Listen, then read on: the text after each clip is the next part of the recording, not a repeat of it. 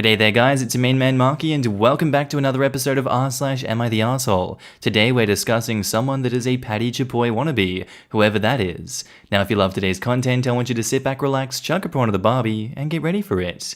Am I the arsehole for letting my wife ground my daughter after she called her a Patty Chapoy wannabe? So my wife and I married when my daughter, now 15, was 6.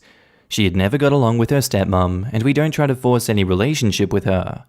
I only expect some respect and things to be civil. My wife and I decided not to have kids, but yet she tries to connect with my daughter by casually inviting her to get their nails done, shopping, or baking together. She has told her that she doesn't want to replace her mom, as my daughter has accused her of, but wants to have a relationship with her. And every time my daughter snaps at her and says that she's not her mum and will never be, and to get pregnant and leave her alone, my wife ends up apologizing and spends the rest of the day sad. It's not like she forces her or tried to. She only asks from time to time, and my daughter always treats her poorly. I take her phone for 2 to 3 days and have a long talk with her, but she refuses to listen. My daughter has a boyfriend and loves to talk to him for hours on the phone. She has a loud voice, so it doesn't matter if me and my wife try to give her some privacy. We can hear her talking in every part of the house. Yesterday, she told him that she was excited to see him next weekend so they could go to this new waffle place in our town. At dinner, my wife mentioned that same place and told her that it was kinda cute that they had a date there. My daughter totally snapped. She threw her spoon and told her that she was out of line for listening to her private conversation. I told her that we could hear her no matter what, but my daughter kept berating my wife and told her that she was a middle-aged Patty Chapoy wannabe. Patty Chapoy is a commentator on a Mexican program that talks mostly about gossips, and everyone hates her. She was in the middle of her tantrum when my wife stood up and told her that it was enough, that she only wanted to have a civil conversation and that it was her who crossed the line. That she was grounded for the next 3 weeks, no phone, no TV, no seeing her boyfriend or her friends, and that she had to clean the kitchen and the bathrooms for that time. My daughter said that she couldn't do that, but I backed her up and said that it was our final decision. She said that it wasn't fair and that my wife disrespected her privacy, and that I was just proving to her that my wife came first. I just sent her to her room. I called my ex and informed her of her punishment, but she told me that she wouldn't respect it since my wife was a nobody and couldn't do that to our daughter. I told her that if that was the case then, she had to make up for those 3 weeks every time she came here, and instead of being punished 3 weeks, she'll be punished 6. My ex called me an asshole and said that my wife only brought problems to my daughter's life. OP has offered the following explanation for why they think they might be the asshole. I might be the asshole for extending my daughter's punishment and for not defending my wife sooner. Now in the comments, Anon says, "Not the asshole. Your daughter is being a brat and deserves punishment, but you should have been the one who quickly stepped in and squashed her as soon as she started disrespecting your wife. I'm not sure it's the best punishment as she will simply hate coming to your house, making all of you miserable for 6 weeks. It is what it is. You cannot discipline because you're worried that your kids will hate you. And honestly, it sounds like the daughter might benefit from some actual consequences. And then, for each time she's disrespectful, she has another day tacked on. This is a power struggle, and OP needs to put the hammer down. He's allowed her to become a hateful brat and has enabled her enough. If she can't be respectful, then she gets more punishment.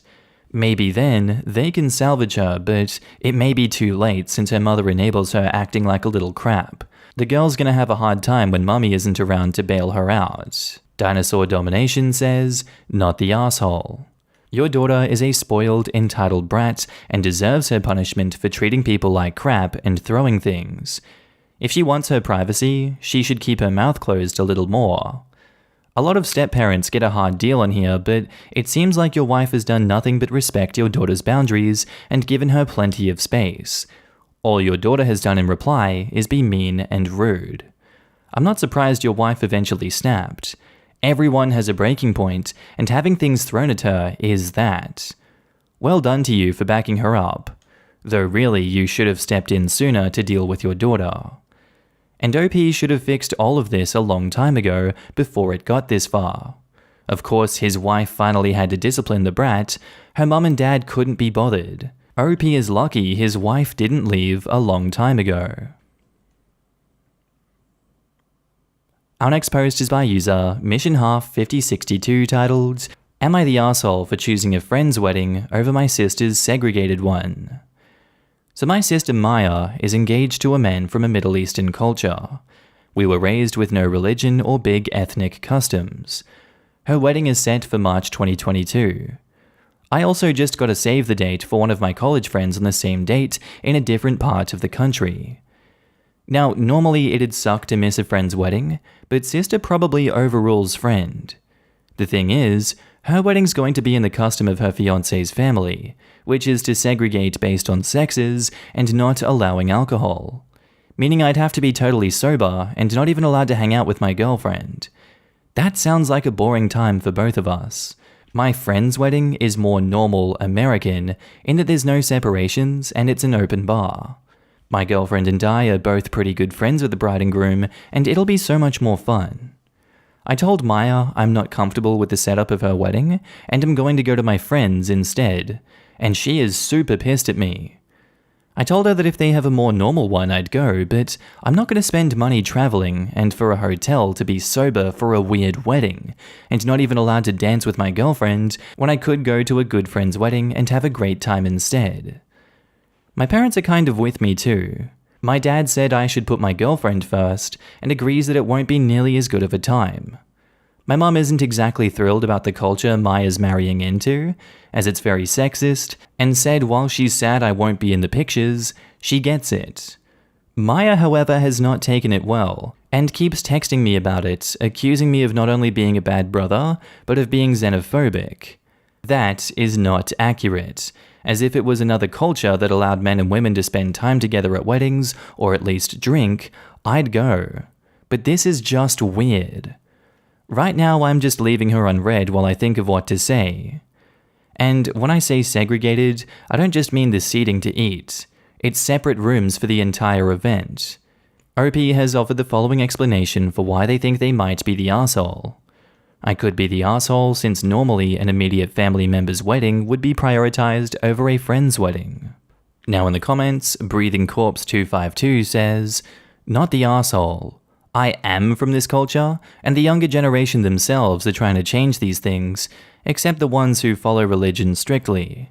I don't know why your sister would agree to this if she's not brought up with this culture, but you're right to refuse to go to the wedding.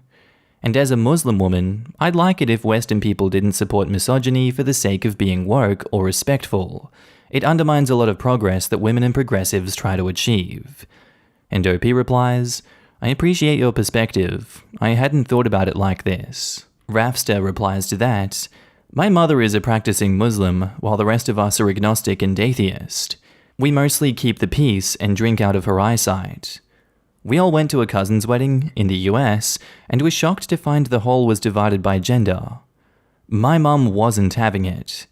After dinner, she came over to the men's side and shot down anyone who tried to tell her otherwise. Not the asshole, it is a tough decision because it's your sister who is getting married. I hope it doesn't imply a gender imbalance in the actual marriage, but it's fair to say that you don't want to come to a wedding like that." Quivering Manflesh replies to that, "I have nothing to add to the actual issue that hasn't already been said, but I just wanted to say that your mum sounds awesome." Yeah, we still talk about it. Normally she's the traditional one telling us to behave and not to make a scene, but this time she was pissed. She walked around the divider with my baby niece and sat down at our table and started chatting away. One of the men suggested she should go back to the other side, and she gave him an earful and told him to go check on his wife. After that, people started mingling more freely, and the mullah had made a discreet exit. Not the arsehole. It's okay not to feel comfortable with some cultural traditions, and shouldn't be expected to have to submit to something that makes you extremely uncomfortable. And not the arsehole. You don't have to partake in customs and rituals that make you uncomfortable. Sex segregation is frickin' weird, and it's generally transphobic and erases the existence of non-binary people. You're the arsehole. Not wanting to go is one thing, but I don't know why you're surprised that I care more about being able to get drunk than showing up for my sister isn't going over well. Let alone, your fiancé's traditions are different from mine, and that makes them weird and wrong. You can't even really pretend that you're taking a principled stance against the sex segregation when apparently you'll still be willing to think about it if at least there was booze. And OP replies, to be honest, it really is both things. While one thing just sucks, the other also sucks and feels messed up and straight up backwards to me. I wasn't trying to rank the two reasons. Our next post is by user SomePollock4529, titled, Am I the asshole for telling another mum to enjoy her nursing home when she is older? So my daughter is 4 and recently started attending pre-K. I've made some friends with some of the other parents in her class. With my daughter, I practice gentle parenting. I communicate with her and tell her that her feelings are okay, but her behavior is not. I don't expect obedience from her, but to think about the right choices to make, and although she and mummy aren't equals on authority, we are equal on respect. There is one mum whose son is in my daughter's pre-K class, who we will call RJ. RJ has 4 kids, a 4-year-old and 3 elementary school-aged kids, and has a completely different parenting style than me. She constantly berates them and hands out big consequences for even the smallest of offenses. She brought her other kids to pick her son up and all of her kids look beaten down and sad.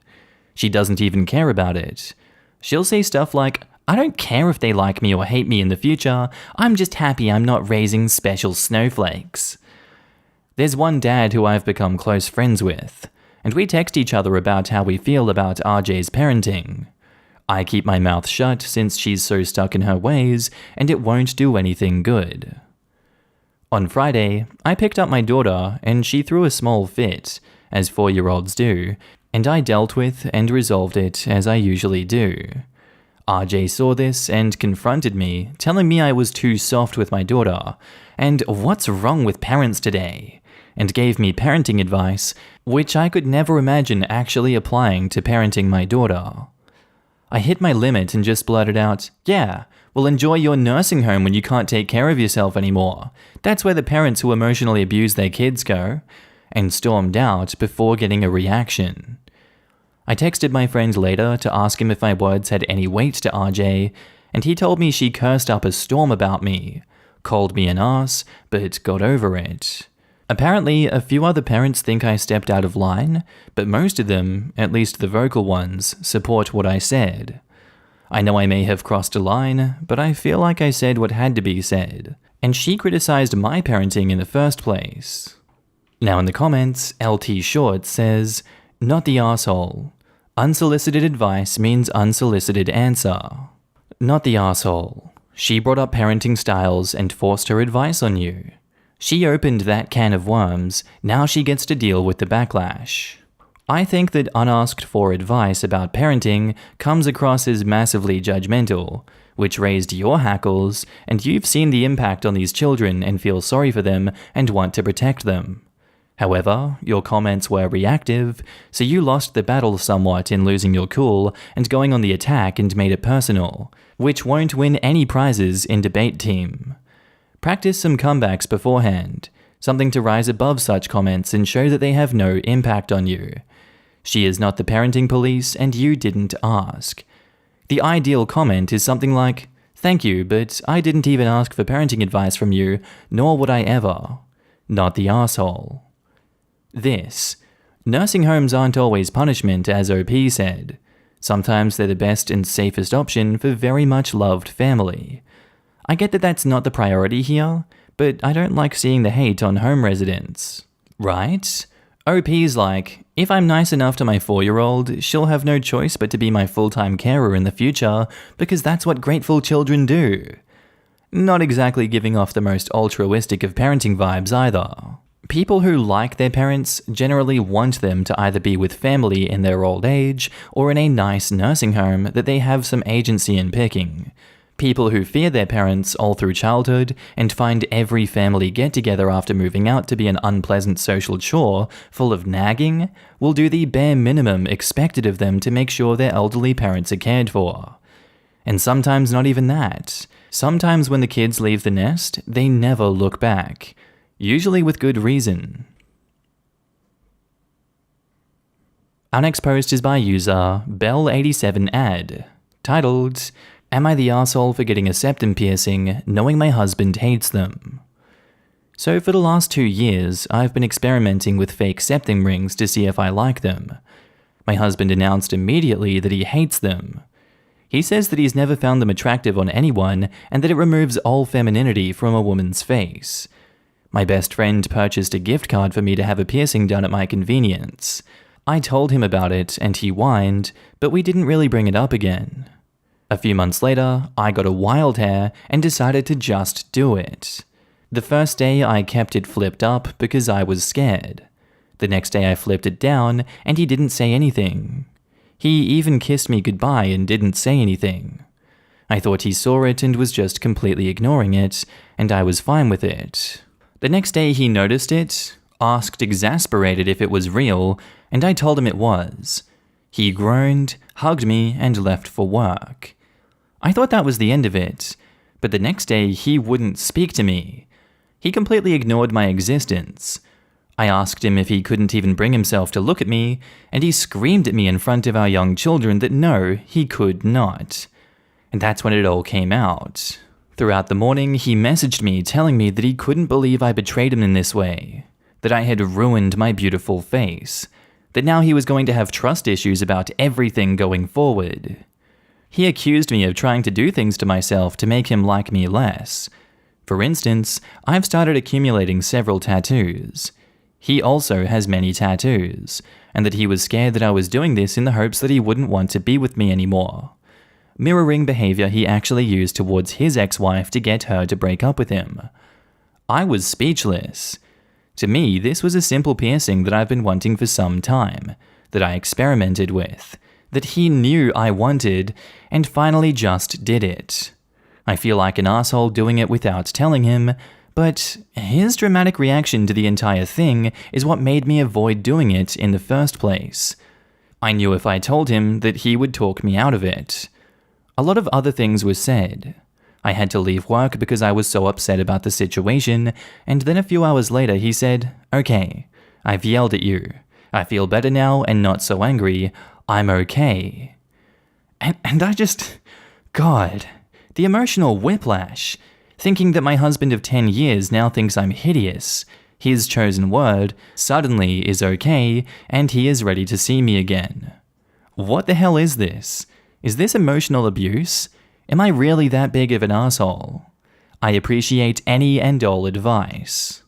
OP has offered the following explanation for why they think they might be the asshole.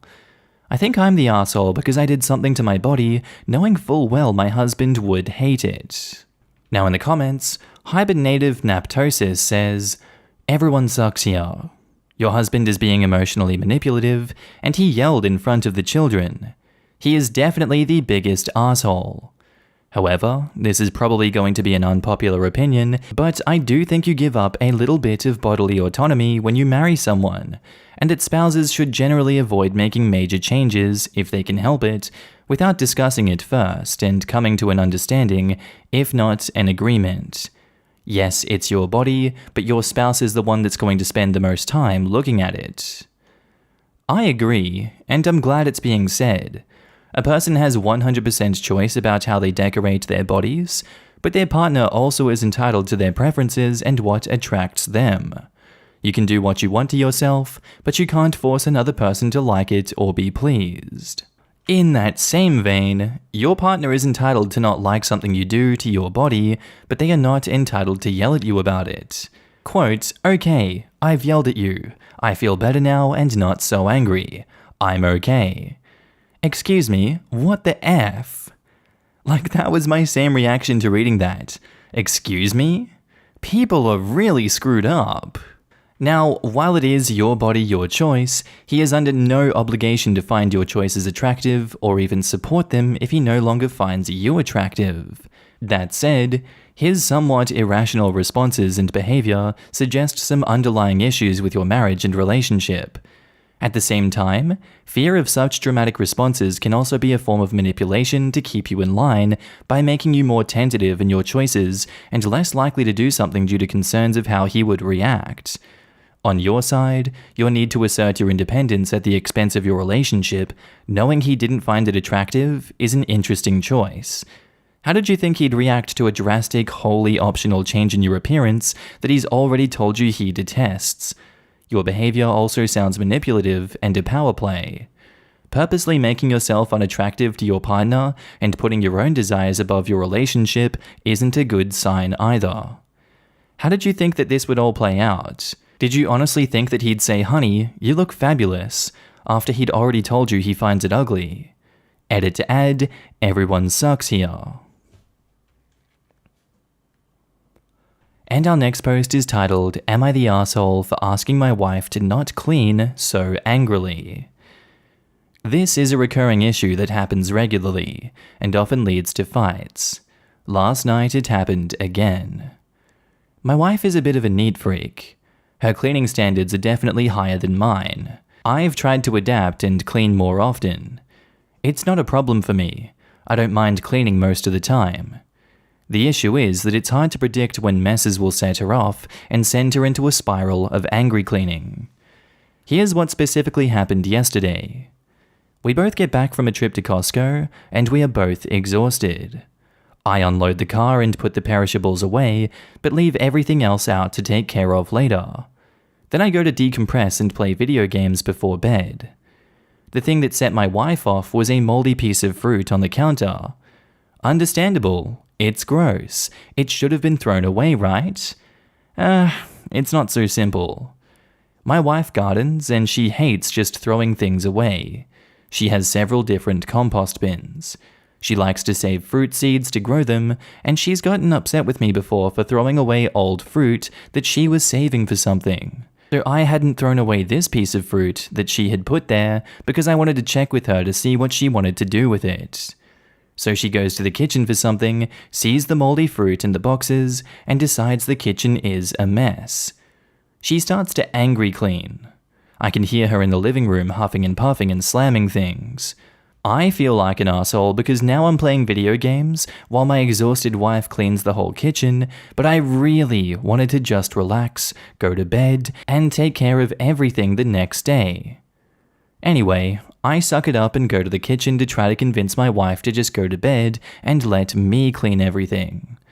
I tell her basically that it's really stressful when she angry cleans, and I feel like she needs a better way to manage her anger.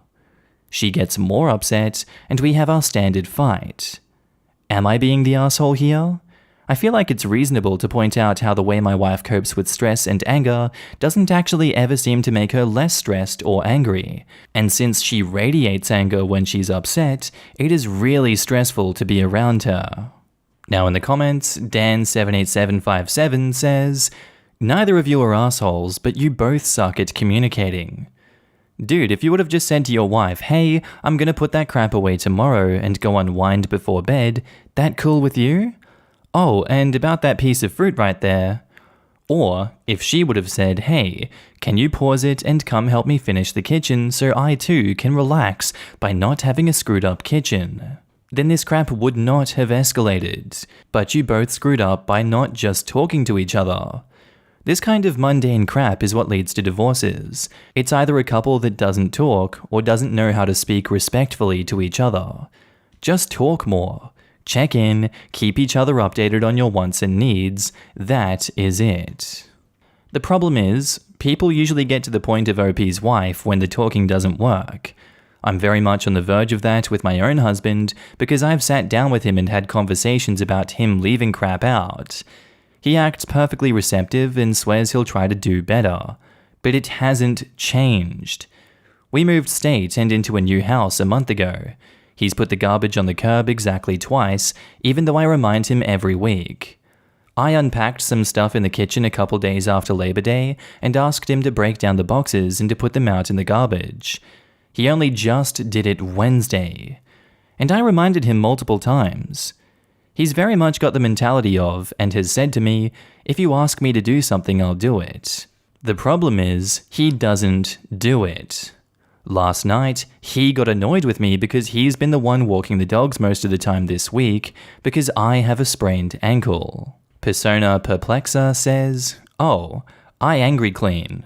I angry clean because we've already had the conversation multiple times. The conversation about doing an equal load. The conversation about how I'd also prefer to rest when I get in or get up. The conversation that doing these tasks when they need to be done makes both of our lives better. I angry clean because it solves the immediate problem, and maybe when I get a chance to rest, I can think about having the conversation again. You're the asshole. Wait, so if it's a non-perishable, when does it need to get put away? If it's just in your head that it has to be done right away, you can't be mad at someone else about that.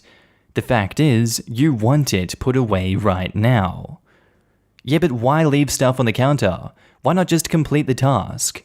My mom always said, you have to earn your breaks. OP didn't earn his break. He didn't finish the task.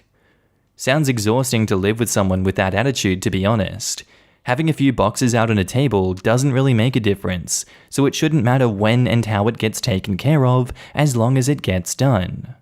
Look, I've lived with someone like this. It's just the loaf of bread, just the bottle of Advil, just one coffee cup. Then suddenly, it's the end of the day on Friday, and there's no room to make dinner for our fussy toddler because 3 days of just one things have added up, and I have to angry clean around a screaming kid to try to get life back in order. Yeah, doing most tasks right away saves so much hassle in the end. I'm not saying people can't let dishes sit in the sink some nights or get to something in the morning, but getting into the habit of taking care of stuff as you need to keeps it all from piling up and becoming a big chore instead of a small one. And Not Rapunzel says, everyone sucks here. You didn't finish everything and decided to go play video games instead. That sucks. You could have just finished the job. Your wife gets angry about having to finish the job for you, and I'm guessing it's not the first time. From her point of view, you've left it for her to do. She cleans aggressively and angrily because she wants you to hear how pissed off she is about this. Unfortunately, it isn't working, since you're not changing your behavior despite being aware of why she's doing it, but she keeps on doing the same thing. So she's being foolish thinking anything will change if she keeps doing this passive-aggressive behavior. Anyway guys, I think that's where I'm going to end today's video. If you did like it, tell me what you thought about it down in the comments below, and make sure to just interact with everyone in this community. I love each and every one of you that I get to see on a daily basis. And don't forget, if you are a Patreon subscriber, I love you. You're on the screen right now with the YouTube members as well. If you see yourself, give yourself a pat in the back. You guys help me continue this YouTube journey. You keep me going. I see you guys everywhere. I see your messages, and thank you so much for supporting me. I really love every single one of you. But with that all said, I'm going to be signing off now, guys. I hope you have a good day, night, sleep, whatever you're up to, and I'll see you in the next episode. Bye.